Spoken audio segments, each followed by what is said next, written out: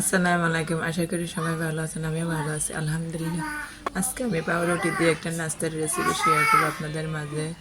এখানে আমি পাউরুটিটা একটা গ্লাসের সাহায্যে আমি কেটে নিয়েছি, তারপরে চকলেট দিয়ে রুটি হালকা একটু বেলে নিয়েছি রুটিটা।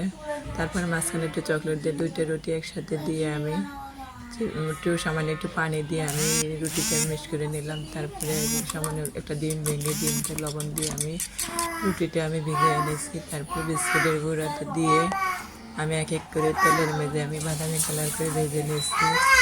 আমার ভিডিওটা কেমন হয়েছে প্লিজ আপনারা ভাইয়েরা লাইক করে শেয়ার করবেন, আমার জন্য দোয়া করবেন। ভিতরে অনেক সুন্দর ক্রিসপি হয়েছে, মজা হয়েছে, ভালো লাগবে আমার কাছে। আপনারা বাসায় বানায় দেখেন, ভালো লাগবে অবশ্যই। আর আমরা সকালে নাস্তা করছি কফি বানাইয়া।